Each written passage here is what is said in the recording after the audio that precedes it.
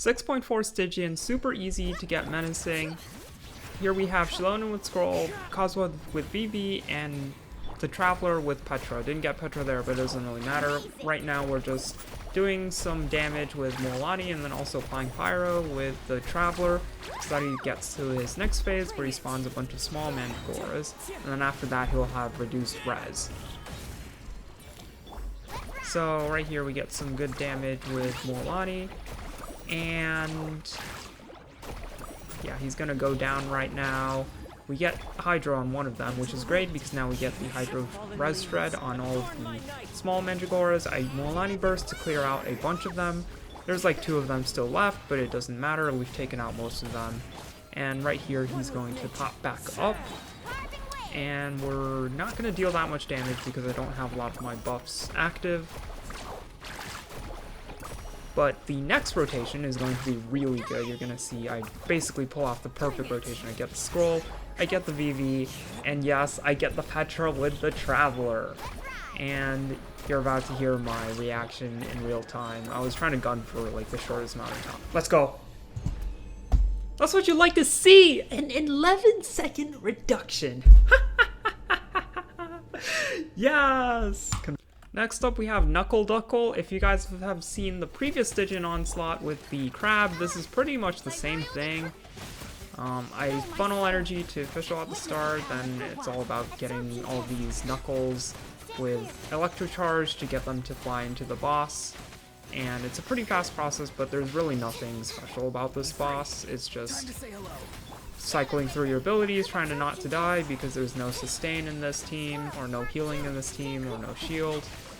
And yeah, just spamming abilities at this point. It's not a very interesting boss fight, and we've seen Electro-charge shield like a bunch of times in the Stygian Onslaughts, let's be real, and every time it's not very interesting. So yeah. And this is level 90 Sucrose, by the way. I did level her up from, I think it was the 6. Oh, it doesn't really matter. Yeah. I'm just waffling, by the way. There's like literally nothing else to this fight. It's just, yeah, he's gonna spawn some more Knuckle Duckles. Very interesting. Yup, gonna throw out the burst and just take them out again. This is not very good commentary, but if you have this 4-star team, or just basically any Electro-charge team, you should be good to go.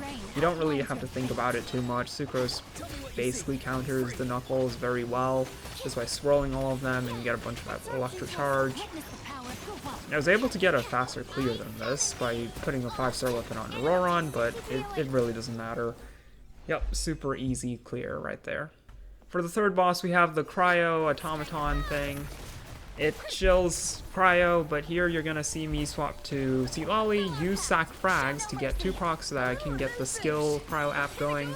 That's the only real optimization here, is just I need to do a bunch of Cryo hits at the start, and you don't start with energy, so I have to get 2 skills off on Sealali to build enough points to where she'll actually apply Cryo with her skill. And then after that is just running through rotation. The boss doesn't move, and with Sealali's shield, it basically doesn't really attack you anyway. You can see here we have that Hydro attack because I was in the Night Soul state for too long, but he kind of stops, and I have just too much HP on Nilou, so it doesn't really matter. And this boss fight is just really boring. This boss is really boring. It's really just a character check, you know, do you have enough Cryo damage instances on your team? And yeah, so the gameplay is just me mashing buttons. I'm not sure what else I can really say about this boss other than if you have the right characters, you can beat it. If you don't, it's gonna feel bad. Yeah, this is not a well-designed boss, but it is easy, and you know what? I'll take it. We don't need, not every Stygian Onslaught, and in fact, I prefer it if every Stygian Onslaught wasn't as terrible as the 6.3 one where it had the Abyss Dog, but anyways, we're gonna clear it. On to the builds. Mualani Vape Classic. We have Shilonen on Scroll. It's not good to put her on Petra because she starts out early in the rotation, and Petra only lasts for 10 seconds. That's why I have it on Traveler because I have to put Traveler at the end of the rotation right before Mualani to have the most amount of Pyro app. Kazuha with Sack Sword to group up the Mandragoras and the extra skill cast just if I mess up my first grouping. Fischl with Linny's weapon. This is the best Fischl build I can do. Auroron with Rainbow, the 4-star event weapon. I could have put ammo spawn on him, and I actually did for a later run to get like 5 seconds off on the Knuckle Duckle boss. Xingqiu with almost 300 energy recharge just to make sure I can get my burst right off the bat with 2 skills. Sucrose with Sacrificial Fragments. I'm using the R2 because the R5 is on Seatlali. Nilou, this is my classic Nilou. Furina, standard build. Seatlali, the only change is I have Sacrificial Fragments instead of TTDS.